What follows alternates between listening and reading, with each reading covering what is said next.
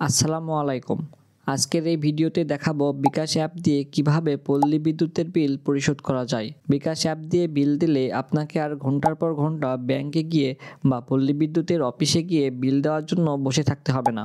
আপনি আপনার ঘরে বসেই মাত্র 1 মিনিটের মধ্যে বিকাশ অ্যাপ দিয়ে পল্লী বিদ্যুৎ সহ অন্যান্য যে কোনো বিল পরিশোধ করতে পারবেন। তো চলুন কথা না বাড়িয়ে দেখে নেওয়া যাক কিভাবে পল্লী বিদ্যুতের বিল পরিশোধ করা যায়। প্রথমেই বিকাশ অ্যাপটি ওপেন করে সেখানে নাম্বার ও পাসওয়ার্ড দিয়ে বিকাশ অ্যাপে লগইন করে নিতে হবে। বিকাশের যে মূল ইন্টারফেস সেই ইন্টারফেসেই এখানে দেখুন পে বিলের একটি অপশন দেখাচ্ছে। এখন এই পে বিলে একটা ক্লিক করতে হবে। এইখানে যে প্রতিষ্ঠানের লিস্টগুলো আছে এর মধ্যে দেখুন প্রথমে রয়েছে বিদ্যুৎ। আপনি যদি বিদ্যুৎ বাদে অন্য কোনো প্রতিষ্ঠানের বিল পরিশোধ করতে চান তাহলে এখান থেকে সেই প্রতিষ্ঠানটি সিলেক্ট করবেন। যেহেতু আমি বিদ্যুৎ বিল দিব এই কারণে এখান থেকে বিদ্যুৎ এই অপশনটিতে একটা ক্লিক করব। এরপরে বিদ্যুতের যতগুলো প্রতিষ্ঠান আছে সবগুলো প্রতিষ্ঠানের একটি তালিকা চলে আসবে।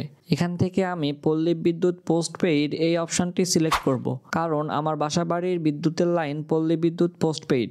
আপনি যদি অন্য কোনো প্রতিষ্ঠানের বিল প্রদান করতে চান তাহলে এখান থেকে যথাযথ প্রতিষ্ঠানটি সিলেক্ট করবেন। এখন এখানে আছে বিল সময়সীমা, অর্থাৎ আমি কোন মাসের বিল প্রদান করতে চাচ্ছি সেটা এখান থেকে সিলেক্ট করতে হবে। এইখানে এই অ্যারো অপশানে একটা ক্লিক করব, করার পরে মার্চ মাসের আমি যেহেতু বিল দিব এখান থেকে মার্চ মাস সিলেক্ট করব। এরপরে এখানে আছে দেখুন SMS অ্যাকাউন্ট নাম্বার। এই অপশানটি বিকাশ দিয়ে বিদ্যুৎ বিল পরিশোধ করার প্রধান অংশ। এখন এখানে আমার বাসাবাড়ির যে বিদ্যুতের লাইনটি রয়েছে সেই লাইনের SMS অ্যাকাউন্ট নাম্বার এখানে প্রদান করতে হবে। এখন একটি প্রশ্ন আসতে পারে যে SMS অ্যাকাউন্ট নাম্বারটি কোথায় পাবো? আমাদের বাসাবাড়িতে পল্লী বিদ্যুৎ যে বিলের কাগজটি দিয়ে যায় সেই কাগজেই SMS অ্যাকাউন্ট নাম্বার থাকে। এখান থেকে SMS অ্যাকাউন্ট নাম্বারটি দেখে নিয়ে এই অপশানটিতে বসাবো।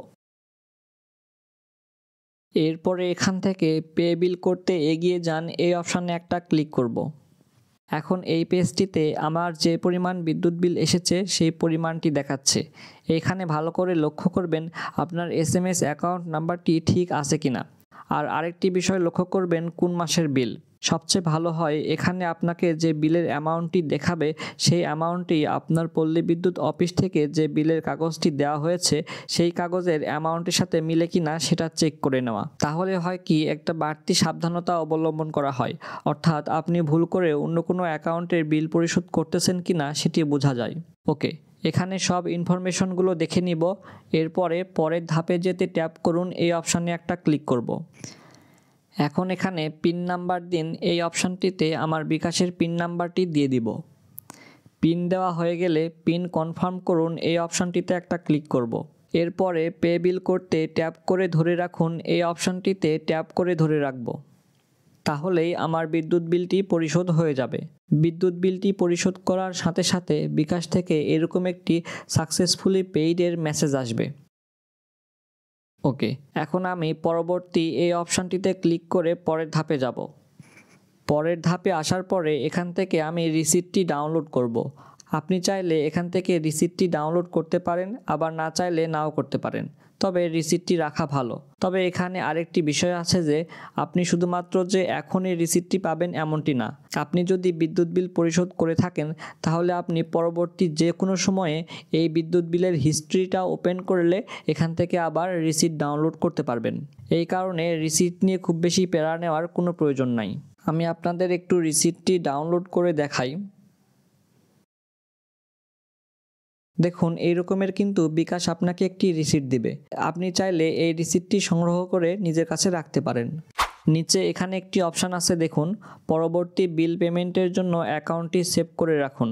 এখানে যদি আপনি একটি টিকমার্ক দেন তাহলে আপনি এখন যে অ্যাকাউন্টের বিল পরিশোধ করলেন সেই অ্যাকাউন্টটি বিকাশে সেভ হয়ে থাকবে। অর্থাৎ পরবর্তীতে আপনি যখন বিদ্যুৎ বিল পরিশোধ করতে যাবেন তখন আর আপনাকে আলাদা করে বিদ্যুৎ বিলের যে SMS অ্যাকাউন্ট নাম্বারটি আছে সেটা দেখে দেখে লিখতে হবে না। তার নিচে এখানে বিল অ্যাকাউন্টের নাম আছে, আপনি এখান থেকে ইচ্ছামতো যে কোনো নামে এই অ্যাকাউন্টটা সেভ করে রাখতে পারেন। ওকে, এরপরে আমি হোমে ফিরে যাই এই অপশানে ক্লিক করব। হোমে ফেরার পরে এখানে আবার যদি আপনি পে বিলের এই অপশানটিতে ক্লিক করেন, তাহলে এখানে দেখুন সবার উপরে আমি এখনই যে অ্যাকাউন্টের বিদ্যুৎ বিল পরিশোধ করলাম সেই অ্যাকাউন্টটি সেভ হয়ে আছে। এর পরবর্তী মাসে যখন আমি বিদ্যুৎ বিল প্রদান করব, তখন শুধুমাত্র এই অ্যাকাউন্টে একটা ক্লিক করব। তারপরে এখান থেকে আমি কোন মাসের বিদ্যুৎ বিল পরিশোধ করতে চাচ্ছি সেই মাসটি যদি সিলেক্ট করে দেই, তাহলে কিন্তু বিদ্যুৎ বিল পরিশোধ করা যাবে। এভাবেই আপনি সহজেই আপনার বাসাবাড়ির বিদ্যুতের বিল বিকাশ অ্যাপ দিয়ে পরিশোধ করতে পারবেন। আজকের ভিডিওটি এই পর্যন্তই। ভিডিওটি ভালো লাগলে ভিডিওতে একটি লাইক করবেন আর আমাদের এই ইউটিউব চ্যানেলটি সাবস্ক্রাইব ও ফেসবুক পেজটি ফলো করে সাথে থাকুন। এতক্ষণ সাথে থাকার জন্য সবাইকে ধন্যবাদ।